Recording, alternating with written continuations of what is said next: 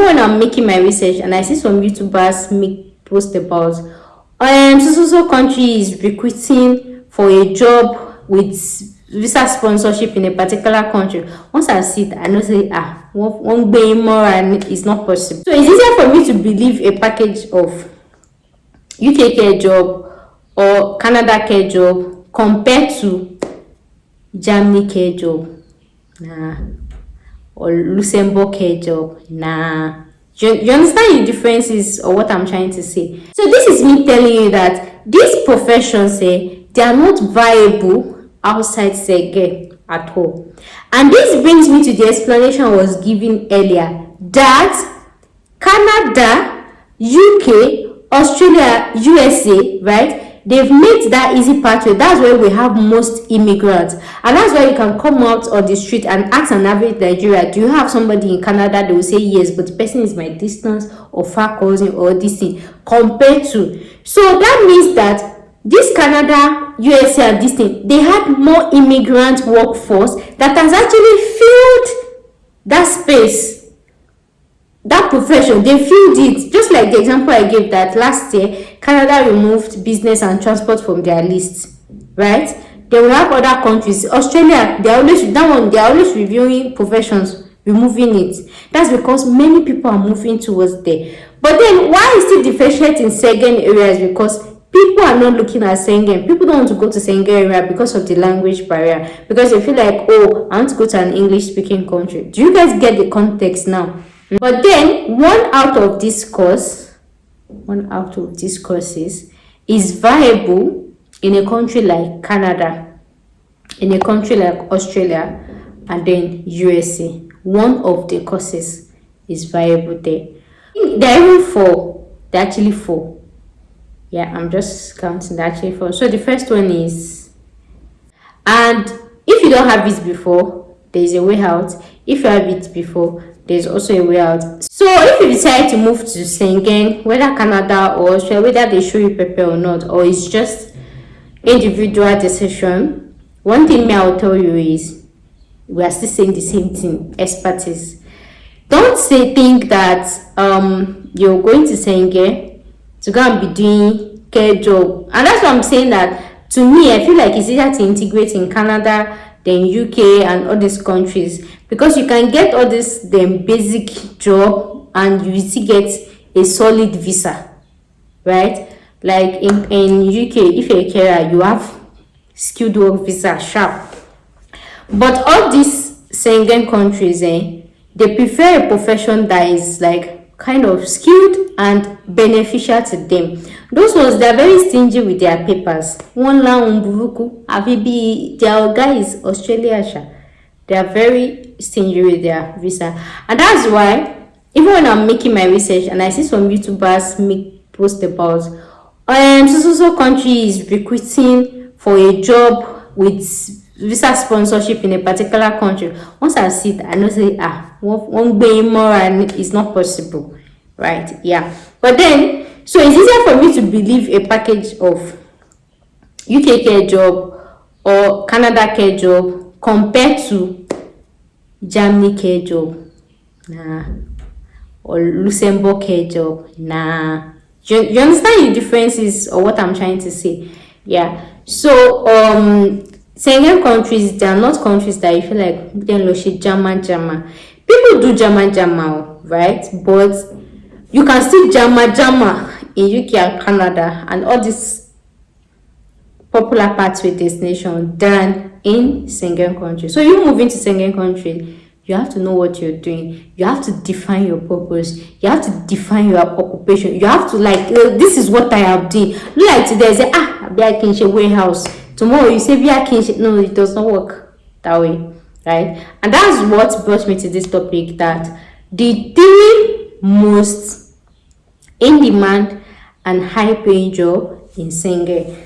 Let me tell you one thing. If you go on Google, if you go online and go and type this same topic, what are the most in demand job in Schengen? As usual, they'll bring you generic professions. You see so many professions like that. But one thing I say tell you guys is, I am a realist, so I talk about things that are more realistic The common example I used to give is UK short stage occupation list. And why I use it is because it's something that all of us can easily relate with. Till now that I'm making this video, if you go on UK short stage occupation list, you will see that doctors are in they are looking for doctors. They need doctors.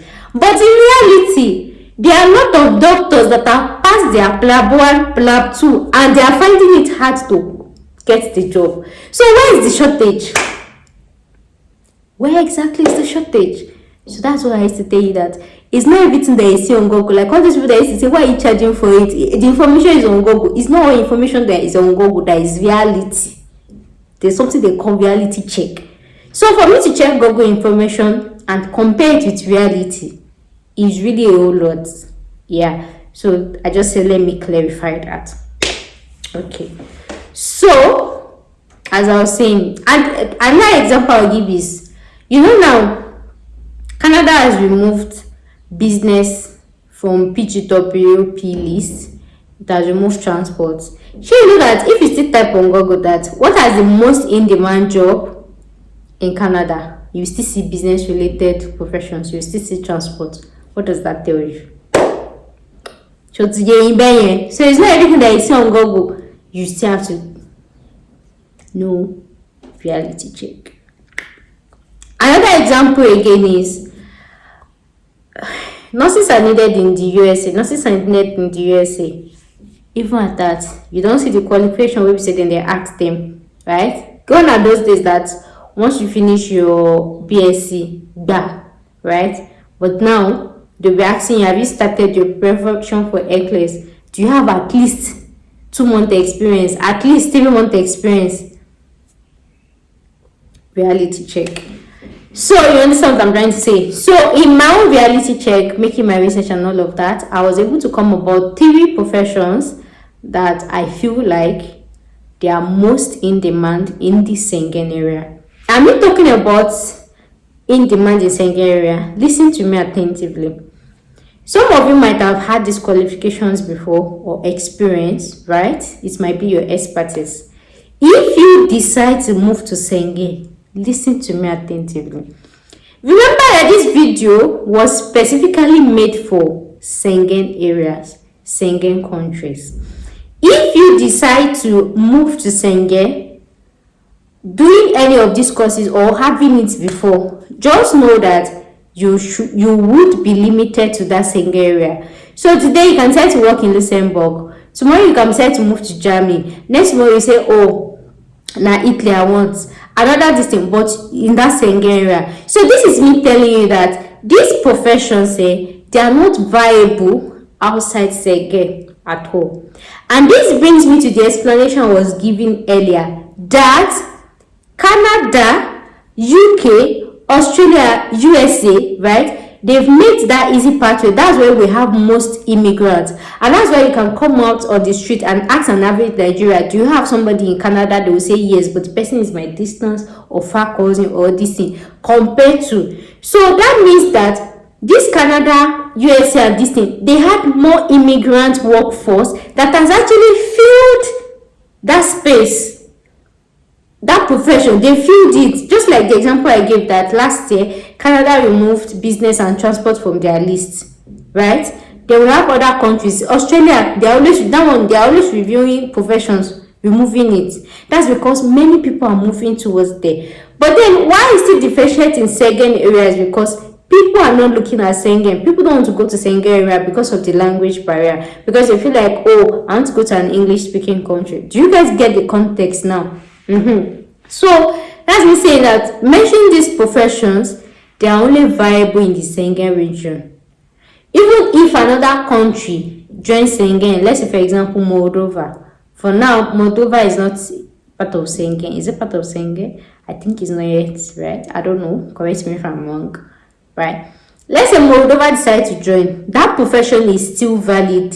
As long as you try this Schengen, this course, this courses, you want to do, I'm moving to US, I'm moving to UK. No, they have a lot of them. They have this and like that. I hope you understand that, right?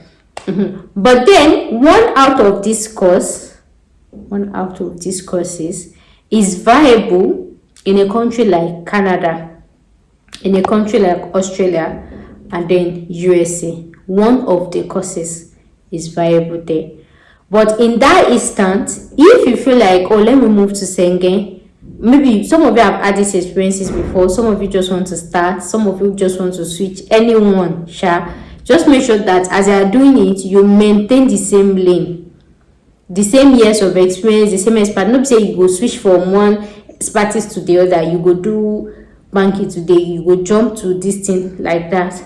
No, you have to maintain. So that way, even if you want to migrate to other countries, it will be easy for you. But this is me still saying, and I say I don't go lie for you people. Looking at the scale of everything, in as much as these courses are viable in these top countries that I have mentioned, the likelihood is still So this is me. I'm just going to advise that if you see yourself that Schengen is my thing, like somebody like me, somehow I like language countries. I don't know, I just like it. There is somebody like me, it's a course I can do, because I do not see, if it ends with me, like I don't see myself. I just like language countries, I don't know, like that. At least I feel like if people want to do wicked for you, at least I don't know, So this is me saying, if you're going to come for this package, at least to an extent, be sure that you've been in Schengen for a couple of time, a couple of years, right? So the three courses that I feel like they are very in demand and high paying in the Schengen areas are, the first one is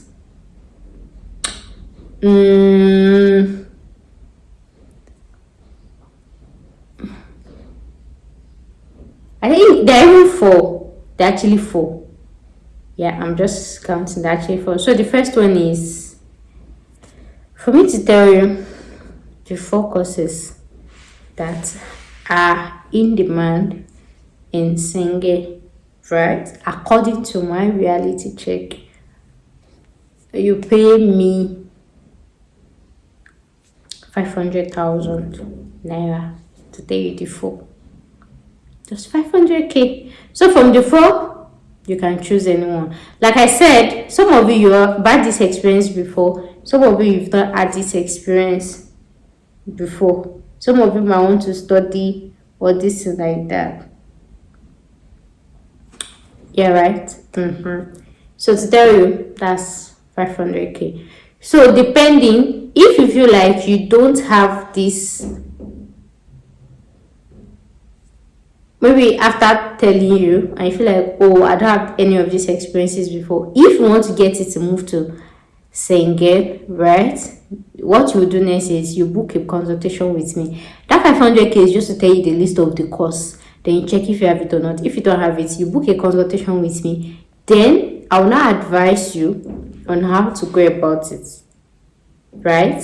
Yeah, the best way, whether you have it before or you don't have it, the best way for you to use to like migrate in, right? And if you don't have it before, there is a way out.